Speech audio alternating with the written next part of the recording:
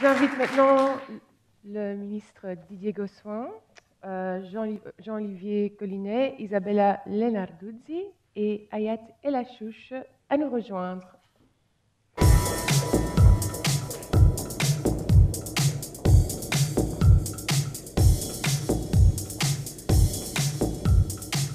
Voilà, nos grands témoins nous ont rejoints et ces trois grands témoins ont été les observateurs privilégiés, je pense, des travaux qui se sont déroulés pendant les ateliers, pendant les workshops. Et il leur avait été demandé d'essayer de tirer quelques conclusions afin d'émettre des recommandations au gouvernement par rapport à certains publics cibles qui les concernent tout particulièrement et qui rencontrent plus de difficultés que les autres à entreprendre. Alors, les entrepreneuses, ça c'est Isabella qui plaide la cause des femmes et la place de la femme dans l'entreprise depuis de très nombreuses années. Les entrepreneurs de la diversité, c'est Hayat Elachouch, qui est active sur le sujet depuis belle lurette et qui est notamment une des chevilles ouvrières, a été une cheville ouvrière du livre Blanc de la diversité de Bessy, et les chercheurs d'emploi qui autocréent leur emploi, Jean-Olivier Collinet. Ik begin met Isabella Lenarduzzi van JUMP, une organisation qui s'occupe de l'égalité entre les hommes et les femmes au travail. Isabella, quelles sont vos recommandations pour qu'il y ait plus de femmes qui entreprennent? Alors d'abord, je pense qu'il faut planter le décor, parce qu'il faut quand même avoir des chiffres importants en tête. Le premier chiffre, c'est que 60% des diplômés universitaires sont des femmes. 80% des décideurs d'achat de biens de consommation sont des femmes. Ça veut dire que non seulement elles représentent le plus grand réservoir de talent, mais en plus, elles sont le marché. Elles sont à peu près autant que les hommes à travailler. C'est un peu moins vrai, malheureusement, à Bruxelles. Elles sont 50% entre 15 ans et 65 ans à travailler, alors que les hommes sont 59%. Même 59%, c'est pas assez. Alors, plus une femme est qualifiée, et plus elle a des chances de travailler. Il y a deux groupes qui font essentiellement diminuer ce chiffre à Bruxelles. Ce sont d'abord les femmes qui sont infra-qualifiées, et puis les femmes qui ont épousé un homme très riche. Et c'est vrai en plus. Et ce sont deux groupes qui se rejoignent sur un modèle très traditionnel de la place de la femme qui est à la maison. Au niveau entrepreneuriat, eh bien là, on n'est pas bon non plus à Bruxelles.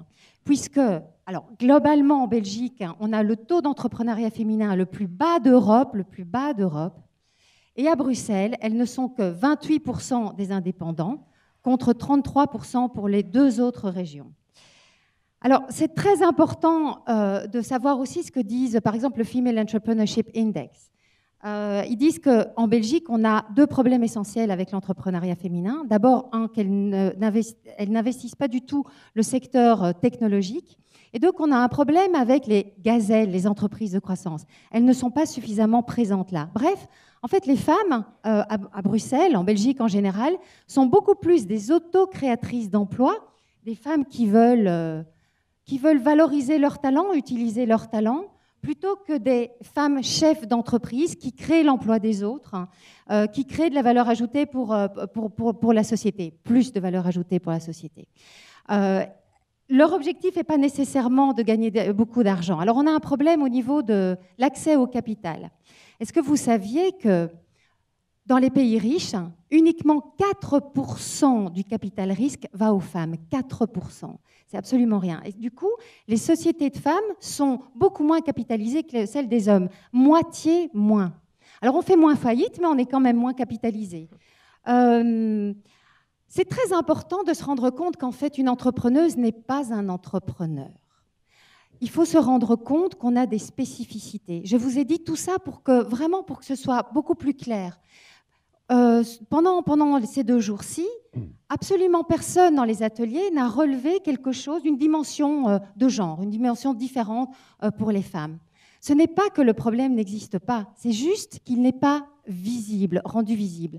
Je voudrais vraiment vous remercier, Monsieur le ministre, Anne Flao et Sophie Gomine, parce que vous avez fait un travail remarquable en essayant d'avoir à chaque fois une vraie mixité dans les panels, dans les témoignages, dans les intermédiaires qui venaient répondre aux questions. Donc ça, c'est vraiment très, très important parce qu'on manque de visibilité, on manque de reconnaissance, on manque de visibilité. Il y a un CEO, le CEO d'Image Plus, qui a dit quelque chose d'intéressant, qu'un grand gourou, semble-t-il, de l'entrepreneuriat a dit. Et ce grand gourou a dit que pour être un entrepreneur de talent, il fallait avoir un état d'esprit de pirate. C'est très révélateur aussi, ça. Alors, la plupart d'entre nous, les femmes qui sommes là, je ne suis pas tellement sûre qu'on s'identifie à Jack Sparrow. Probablement qu'on s'identifie davantage à sa belle, la Elizabeth Swann, qui veut séduire le pirate et qui va l'accompagner dans ses aventures, certes, mais sans en prendre la direction.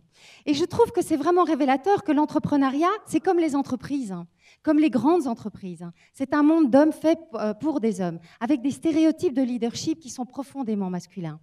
Quand Impulse a fait cette grande enquête auprès des entrepreneuses, quasiment toutes, dans les commentaires, ont mis qu'elles souffraient du fait qu'elles n'étaient pas prises au sérieux par les intermédiaires. Et ça, c'est important. Je ne suis pas prise au sérieux. Dans l'enquête qu'on a fait, nous, Jump, il y a quelqu'un qui a dit une phrase magnifique qu'on a repris comme titre de l'enquête. « Traitez-nous de façon égale, mais différemment ». Donc bref, reconnaissez notre spécificité, aidez-nous à nous valoriser davantage, à prendre plus d'espace dans cet espace d'entrepreneuriat.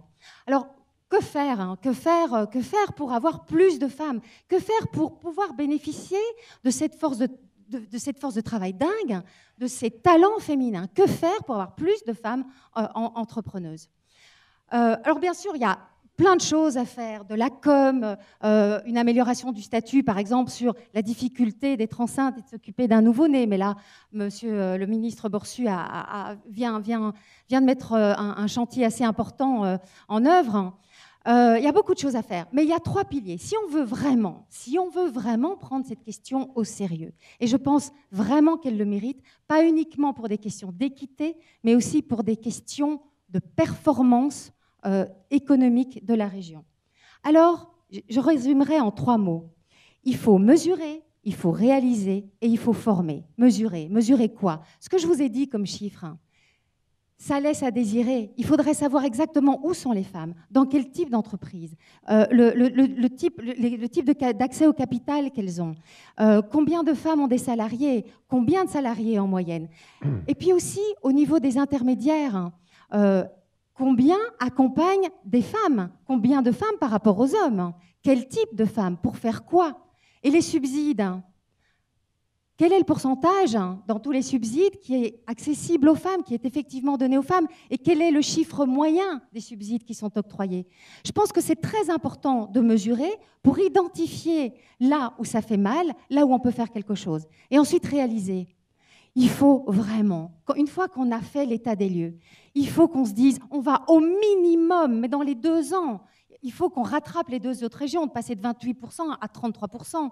Et il faut aussi que tous les organismes qui vont devoir, je l'espère, donner leurs chiffres genrés, donc c'est-à-dire les femmes et les hommes qu'ils accompagnent, etc., il faut qu'eux aussi aient des objectifs à réaliser, de façon à ce qu'on puisse vraiment créer une dynamique de groupe, que tout le monde soit concerné. Et ça, c'est vraiment important. Il ne faut pas se retrouver tout seul en tant que ministre de l'économie.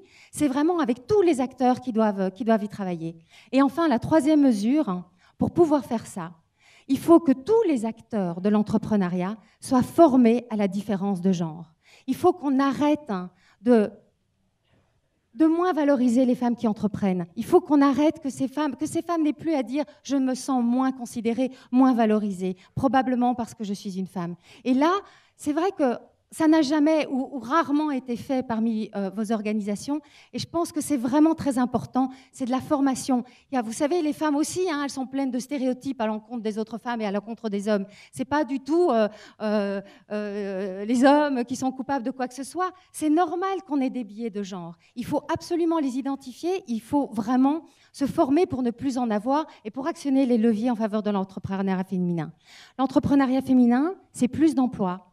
C'est plus de compétitivité, mais c'est aussi une source d'émancipation et de liberté. Merci Isabella.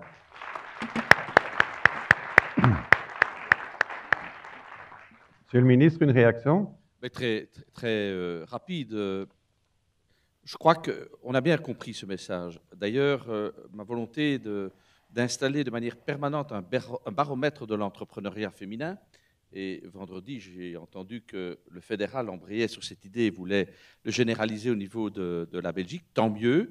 Il faut ce baromètre, et il faut que ce baromètre soit régulier. Il faut, c'est vrai, on en avait parlé d'ailleurs, une des limites de ce baromètre. Il faut maintenant se fixer des objectifs.